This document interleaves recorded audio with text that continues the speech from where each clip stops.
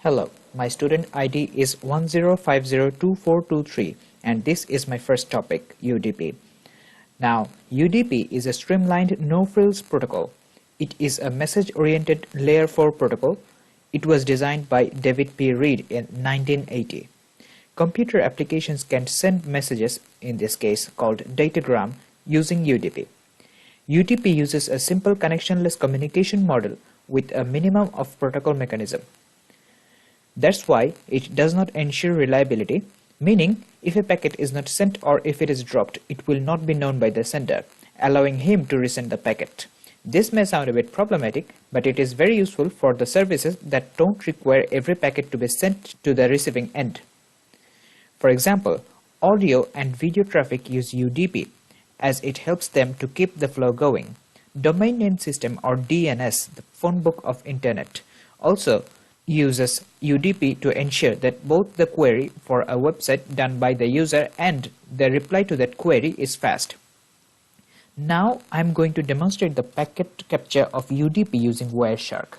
Wireshark is a free and open source packet analyzer which is used for packet analysis, network troubleshooting, software and communication development, etc.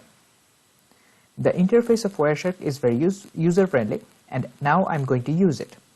I'm selecting the Wi-Fi interface among other network interfaces to capture packets that are being sent from or to this computer through this interface, and by clicking this blue button up here, I am going to start capturing all these packets.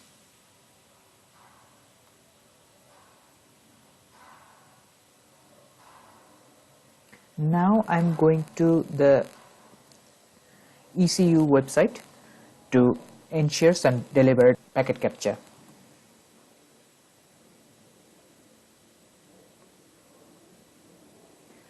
We can see that there are a lot of packets coming and going, and there are we can see there are a few TCPs, a few ARPs, and there is also UDPs, SSDPs, and so many. I think that we have captured a fair amount of packets, so I'm going to close the capturing.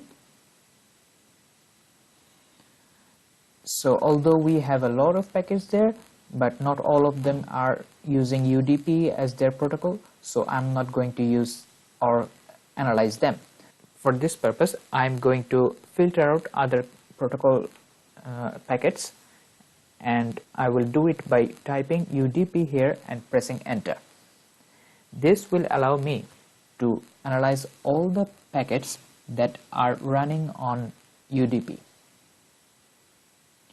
There are a few MDNS, NBNS, and DNS.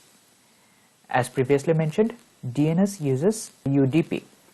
From the info column, let's find out the packet that carries query for the ECU website. Where is it? Right, here it is. This packet says standard query for www.ecu.edu.au, and it is a DNS query.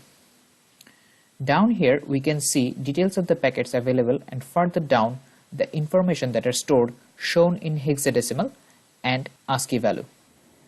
The size of the packet is 74 bytes. Yeah.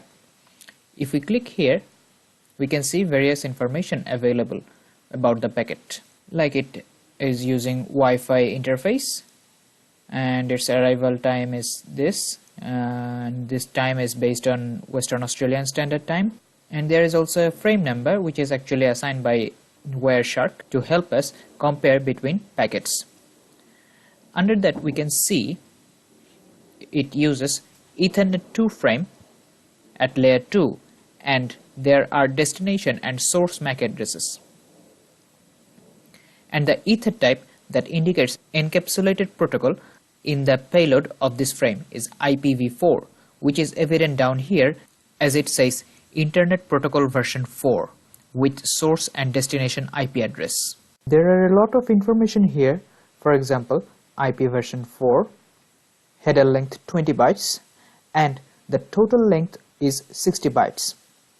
One thing to notice here that the total length includes the length of the header and the payload, which is the user datagram protocol segment, and this is why the actual size of the payload is 60 minus 20 equal 40 bytes. The UDP protocol is mentioned here with its designated number 17. There is also a header checksum provided for data integrity, meaning it can be checked whether the datagram has been altered with. Down here we can see the user datagram protocol segment with its source and destination port. Down here the information is given again along with the length and the checksum. The length, as mentioned earlier, is correctly 20 less than the length of the total packet.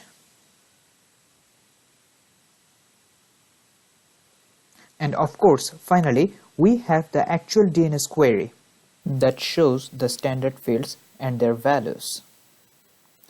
And down here, the query is specified. Expanding this shows additional info about the query.